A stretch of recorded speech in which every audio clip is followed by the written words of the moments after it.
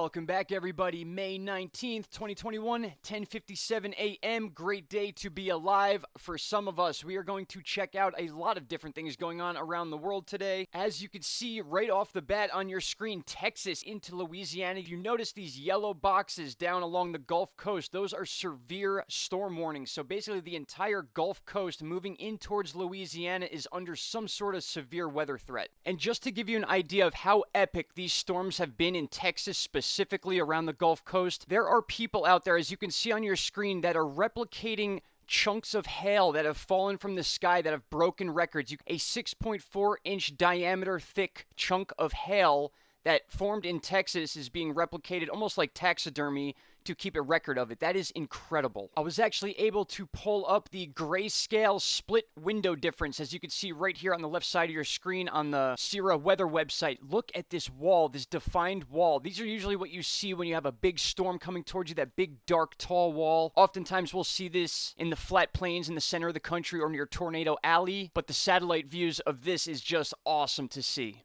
So for the close to 34 million of you that have to put up with this nonsense for the next day or two, just keep a close eye on the Gulf and what's rolling towards you. Some of these storms are absolutely brutal. And we all know how that warm Gulf water, especially this time of year, can help these storms develop even more significant than a normal system. Now, if we're going to talk about the Gulf, we have to talk about this. This is our first 2021 Atlantic hurricane season, quote-unquote, disturbance. As you can see right here, this was put out at 8 a.m. on Wednesday. That is today, May 19th, and we are looking at a disturbance with 30% chance of cyclone formation over the next 5 days. I can tell you right off the bat, this will not be a threat to the U.S. It's actually moving west to east, and I'll show you that in a second here. But for those of you that go to these charts and look at them and see this anomaly slash disturbance, the reason you're seeing it so much is because us hurricane followers go into a bit of a withdrawal in the off season, and when we see these yellow colors popping up, it's like Christmas for us. So jumping over to tropical tidbits real quick, you can see we have 3 frames right now. We have a lot more to go, but this is the newest data we have, so they're currently updating these frames right now. So I'm going to show you these 3 clicks, and we're looking right in this area. So the disturbance is being shown in this area of the ocean, and I just want to verify for you that this is not going to be a threat. As I click our 3 screenshots, you're going to see the movement of this low pressure system, and it's kind of flowing down, and then it's going to get picked up and brought out this way. So as the day progresses, we'll get more data, and you'll start to see this thing takes a small southern dip and then gets pushed out, really not even going below 1,000 millibars in pressure. So just prepare yourselves mentally and all that fun stuff for the season beginning. Usually once we see that first disturbance, it's like a domino effect. All right, my friends, moving on now. Did you know we had a near 7.0 earthquake yesterday? Which is really funny because I have an alert system on my phone that tells me about this stuff, and I did not know about this until this morning. Take a look at this. 6.7 southeastern Pacific rise. No reports of feeling this quake because it was hundreds of miles out in the ocean, but still just as dangerous. This thing was at a depth of 10 kilometers. Usually when a shallow quake takes place and it's too shallow to measure,